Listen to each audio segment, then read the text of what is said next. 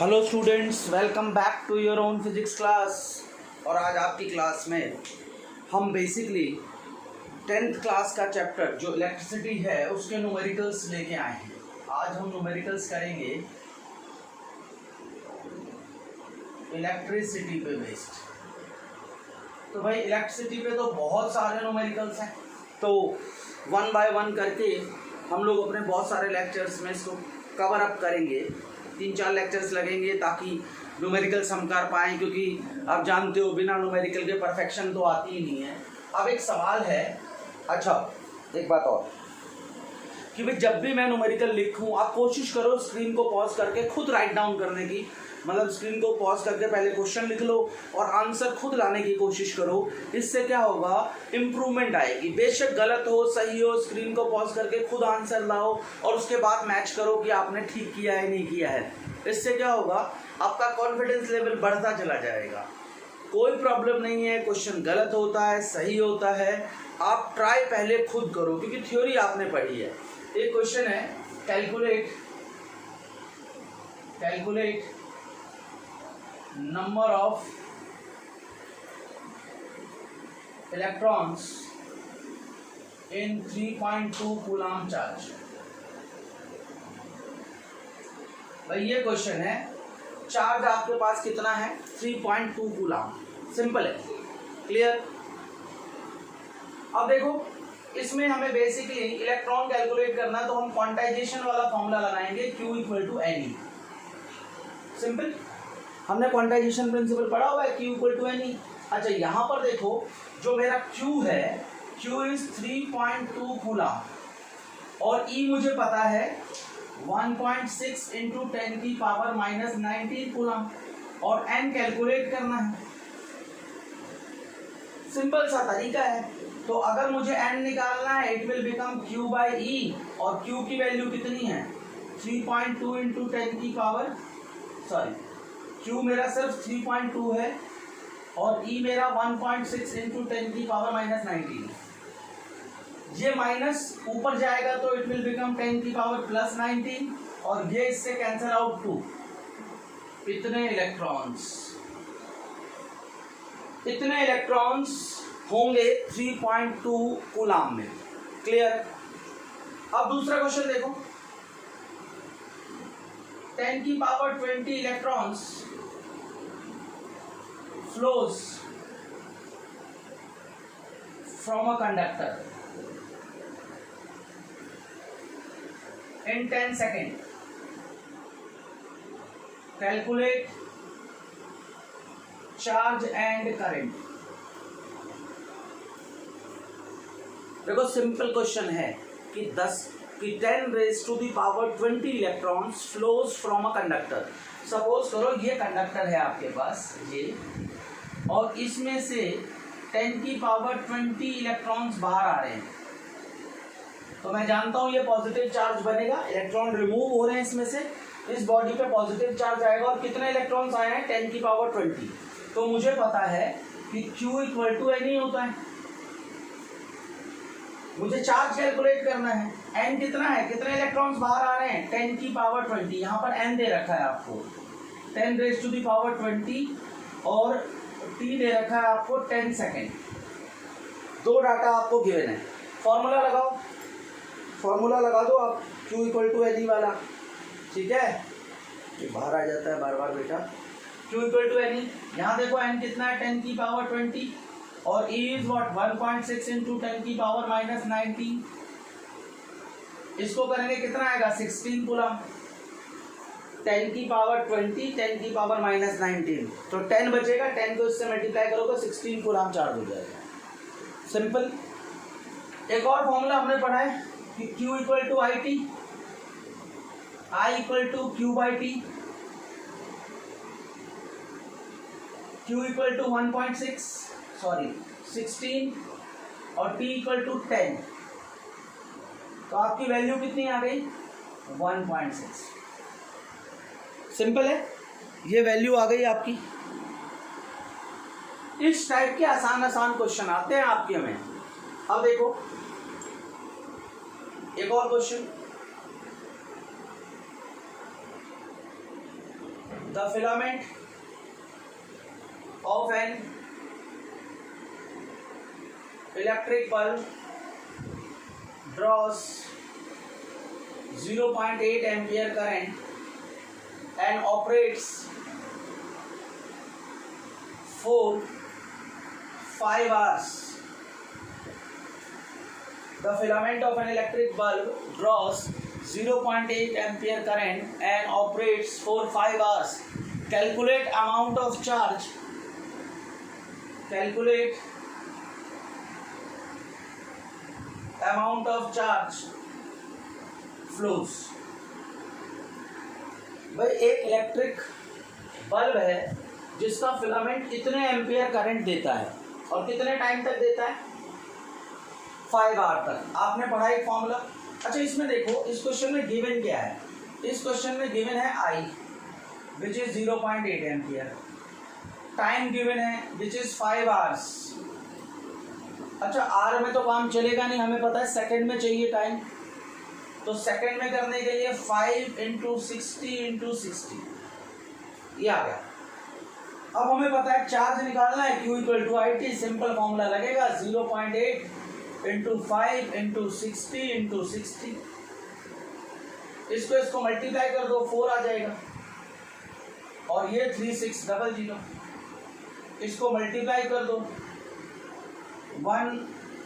14,400 coulomb. Simple.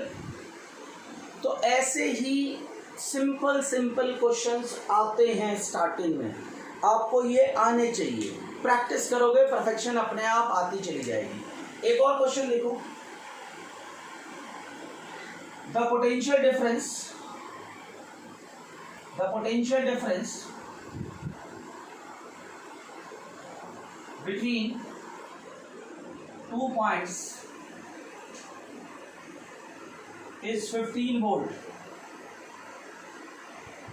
Calculate work done in moving charge between 2 points.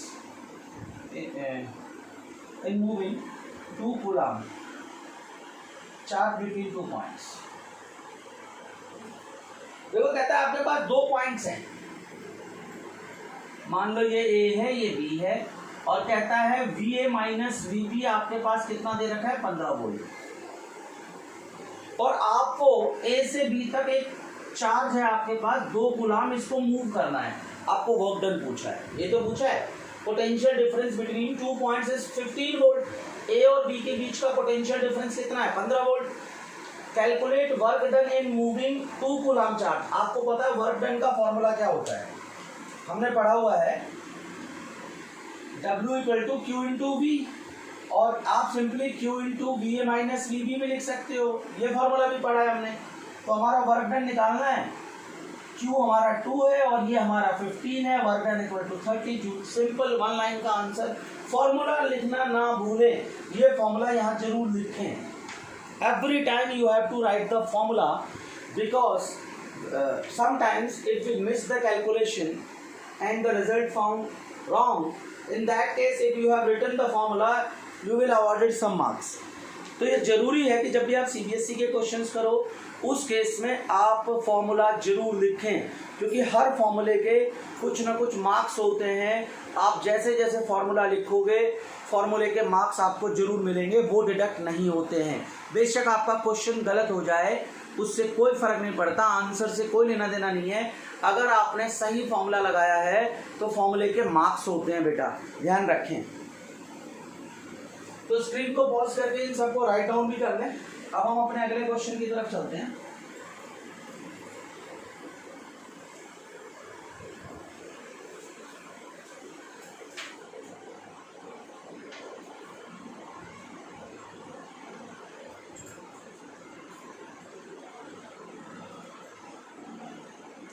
देखो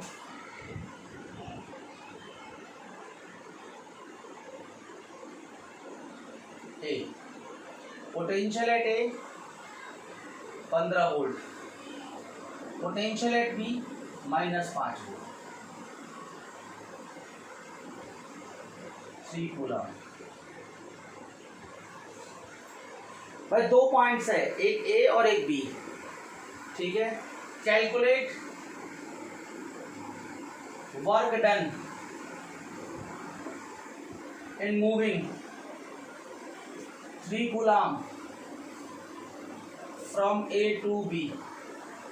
तो आपको पता है W वर्क डन क्या होगा, Q into V A minus V B.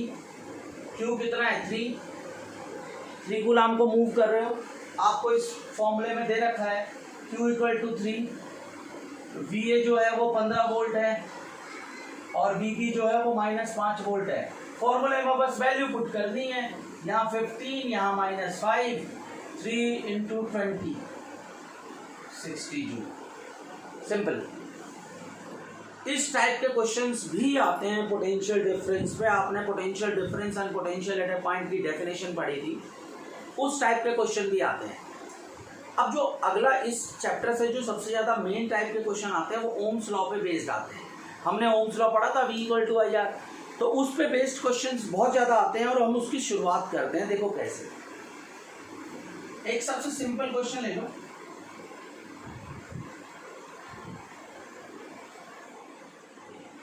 दस वोल्ट की बैटरी है, 20 ओम का रेजिस्टेंस है, यहाँ एक की है और ये की क्लोज है।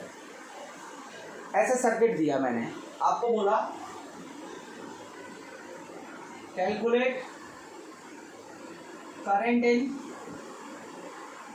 Circuit and voltage across 20 ohm resistor.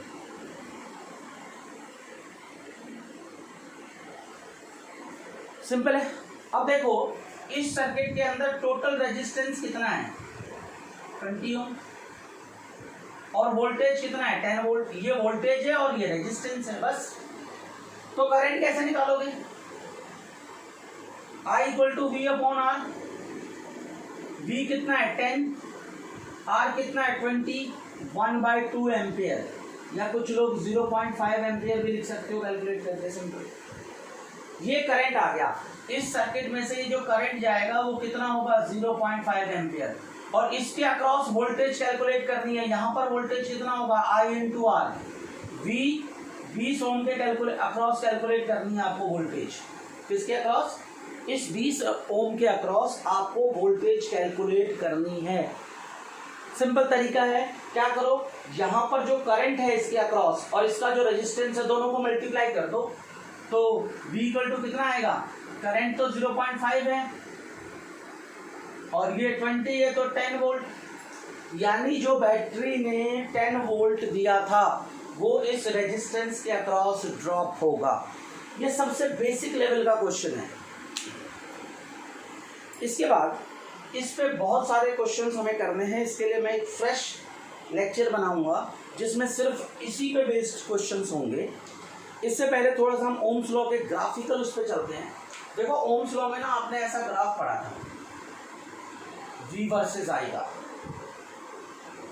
ये रहा V और ये रहा I।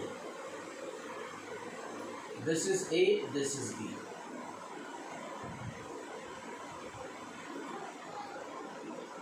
अच्छा मैं यहाँ दे ही देता हूँ, ये 30 डिग्री का, ये 60 डिग्री, ठीक है। एंगल, ये वाला एंगल 60 डिग्री का बराबर है। एक और ले लेते हैं, this is I, this is V, this is X, this is Y।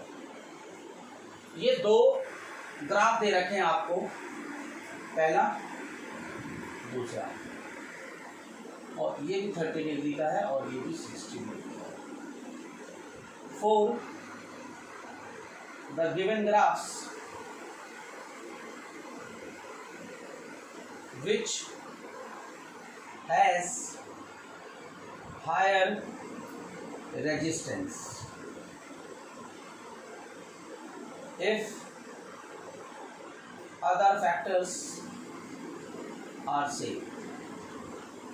Other factors में आपको दे भी सकता है temperature, area of cross section, length, ये सब सेम है। रेजिस्टिविटी अलग अलग होगी जिसकी वजह से रेजिस्टेंस अलग होगा, आपको ये बताना है ए और बी में से किसका रेजिस्टेंस ज्यादा है,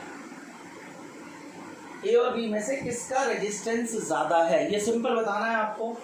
तो यहाँ देखो सॉल्यूशन कर रहे हैं हम, दो ग्राफ है हमारे पास, एक v और i का ग्राफ है, एक i और b का ग्राफ है। हमने स्लोप निकालने के लिए किया था, पहले मैं इस ग्राफ का सॉल्यूशन कर रहा हूँ। हमें पता है स्लोप के लिए हम क्या करते हैं, v/r, यानी y एक्सिस में जो है और x एक्सिस में जो है, स्लोप निकालने के लिए y एक्सिस की क्वांटिटी और x एक्सिस की क्वांटिटी को डिवाइड कर दो, ये स्लोप होता है और basically it is tan theta.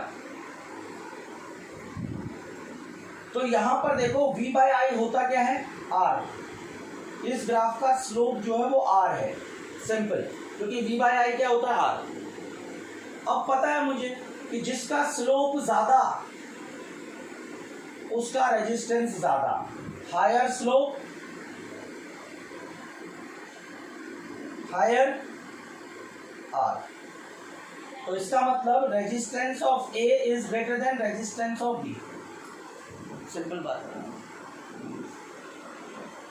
फिर कभी कभी अगर मान लो ये एंगल दे रखा है, आपको पूछ लेगा रेजिस्टेंस ऑफ ए और रेजिस्टेंस ऑफ बी का रेशियो बताओ।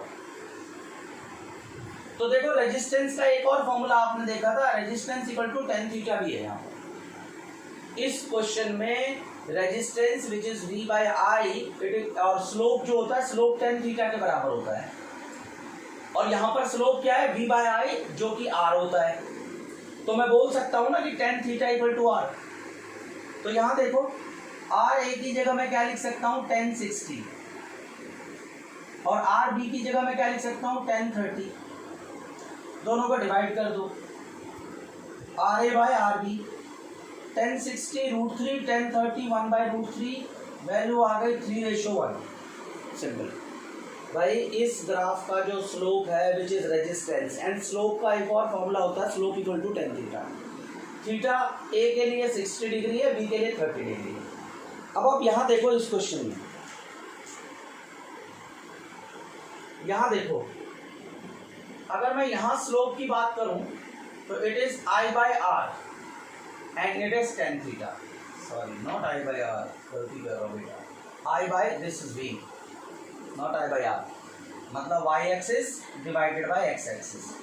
यहाँ पर स्लोप i/v है, और मैंने आपको बताया था अभी ओम्स लॉ जब हमने पढ़ा, हमें पता है कि r जो होता है वो v/i होता है। तो यहाँ पर स्लोप क्या हो जाएगा,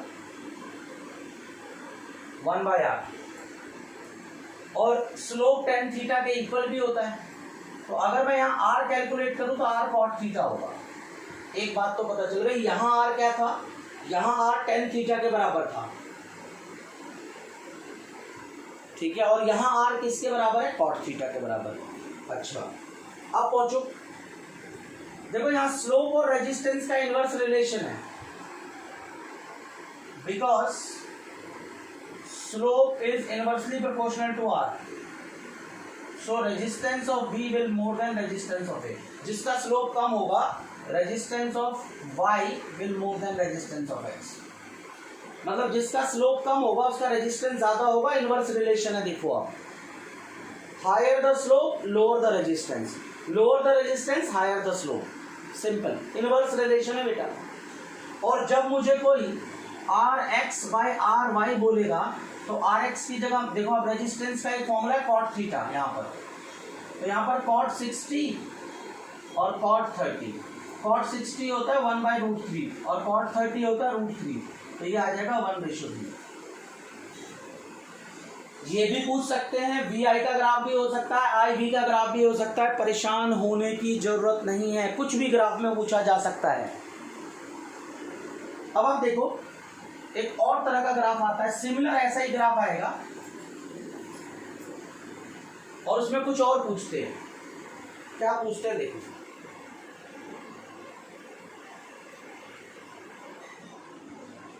this is V, this is I, okay, VI graph for two resistances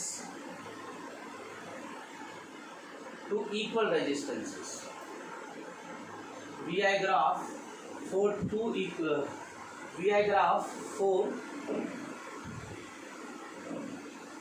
series and parallel combination of two equal resistances are given. Find which represents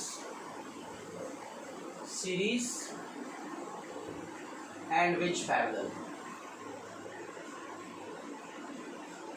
देखो ये कह रहा है कि VI ग्राफ दे रखा है आपको, दो इक्वल रेजिस्टेंसेस हैं. VI graph for series and parallel of two equal resistances, मतलब इसमें से ना एक सीरीज के लिए है और एक जो है ग्राफ वो RS का है और एक RP का है. आपको पहचानना है कौन सा RS का है और कौन सा RP का है. सिंपल लॉजिक है. यहाँ देखो स्लोप अभी बताया आपको, y axis divided by x axis it is R. तो इसका मतलब resistance of A is greater than resistance of B. Simple, जिसका स्लोप ज्यादा उसका रेजिस्टेंस ज्यादा. And because resistance in series is greater than resistance in parallel, so जो R है, जो A ग्राफ है वो सीरीज के लिए होगा और जो B वाला है वो पैरेलल के लिए होगा. सिंपल. ऐसे भी ग्राफ आएगा, पूछेगा आपसे कि अगर दो बराबर रेजिस्टेंसेस है तो कौन सा सीरीज को रिप्रेजेंट कर रहा है, कौन सा पैरेलल को रिप्रेजेंट कर रहा है. ऐसा ग्राफ भी आपसे पूछा जा सकता है. एंगल दे करके सीरीज और पैरेलल का रेशियो भी पूछ सकते हैं, जैसे यहाँ पूछा था. तो इसके लिए आपको तैयार रहना है. आपको 30 से लेकर 90 डिग्री तक की वैल्यूज भी याद रखनी है. 30, 45, 60, 90 इनके याद रखनी है वैल्यूज. वो आप मैथमेटिक्स में पढ़ ही लोगे. क्लियर है. अच्छा, एक क्वेश्चन और भी आता है ग्राफ पे. ग्राफ पे आएगा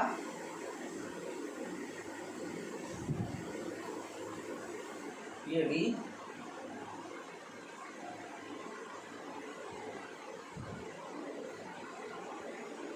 ठीक है. VI इसको मैं T1 दे देता हूँ. VI graph for a conductor at two different temperature is given. VI graph for a conductor at two different temperature is given. Which temperature is more. अच्छा, इसमें एक बेसिक कॉन्सेप्ट लगेगा. जिसका टेम्परेचर ज्यादा उसका रेजिस्टेंस ज्यादा. कंडक्टर में ऐसा ही होता है, हायर टेम्परेचर हायर रेजिस्टेंस. यानी मैं कह सकता हूं जिसका रेजिस्टेंस ज्यादा होगा उसका टेम्परेचर ज्यादा होगा, क्योंकि कंडक्टर दे रखा है यहाँ पर. और कंडक्टर में जितना ज्यादा टेम्परेचर होगा रेजिस्टेंस उतना ज्यादा होगा. तो देखो यहाँ पर स्लोप देखो, slope y axis by x axis which is R, or because slope of P1 is more than slope of P2. इसका मतलब P1 is more than P2, क्योंकि because R directly proportional to temperature conductor के लिए. जिसका resistance ज्यादा उसका temperature ज्यादा, इसीलिए T1 ज्यादा होगा T2 कम होगा. टेम्परेचर पे भी ग्राफ आता है. ऐसे ग्राफ आएगा, पूछेगा किसका टेम्परेचर ज्यादा है. एक और क्वेश्चन देखें आप ग्राफ पे. ये 4 टाइप हो गए. लास्ट टाइप में और पूछ लेते हैं. ग्राफ सिमिलर है, पूछने के तरीके अलग अलग हैं, और भी कोई तरीका पूछा जा सकता है, तो आप उसके लिए तैयार रहें. थोड़ा फोकस करके देखें, स्लोप निकालें और स्लोप का उस क्वांटिटी के साथ रिलेशन निकाल दें. देखें क्या है. मान लो मैं यहाँ V दे रहा हूँ और यहाँ I दे रहा हूँ, यहाँ पर X दे रहा हूँ और यहाँ Y दे रहा हूँ. the VI graph for two conductors of equal length, area of cross section and temperature is given, which has higher resistivity. उल्टा कर दो, यहाँ आई कर दो, यहाँ भी कर दो। दो ग्राफ है, याद रखना, length, area of cross section और टेम्परेचर सेम है दोनों के लिए। किसकी रेजिस्टिविटी ज्यादा है? पहले तो देखो, स्लोप निकालते हैं इसका। Slope equal to I by V which is 1 by R, because slope proportional to 1 by R, so resistance of Y will more than resistance of X. जिसका स्लोप कम होगा उसका रेजिस्टेंस ज्यादा होगा, इनवर्स रिलेशन है। इसके बाद देखो, रेजिस्टेंस ऑफ एक्स किसके बराबर होगा? Rho of x, L of x और रो एल और ए। रेजिस्टेंस का फॉर्मूला होता है रो एल बाई ए। और वाई के लिए क्या करेंगे? Rho of y, L of A. Clear है? तो यहां देखो, अगर मैं देखूं तो resistance is directly proportional to resistivity, क्योंकि ये बाकी फैक्टर सेम है, तो जिसका रेजिस्टेंस ज्यादा होगा उसकी रेजिस्टिविटी भी ज्यादा होगी। और बिकॉज इसकी रेजिस्टिविटी, ये लिखा है ना, because resistance of y is more than resistance of x, so resistivity of y will also more than resistivity of x, क्योंकि बाकी फैक्टर्स कांस्टेंट हैं। तो इस टाइप के क्वेश्चंस पूछे जाते हैं आपसे एग्जाम में ग्राफ पे बेस्ड। बाकी मैंने आपको पोटेंशियल वाला और क्वांटाइजेशन वाला करा ही दिया है। अपने नेक्स्ट क्लास में हम ग्रुपिंग यानी सीरीज और पैरेलल और उससे ओम्स लॉ लगा के हम बाकी के क्वेश्चंस को सॉल्व करेंगे। तब तक पढ़ते रहें, डाउट्स पूछते रहें। Thank you so much.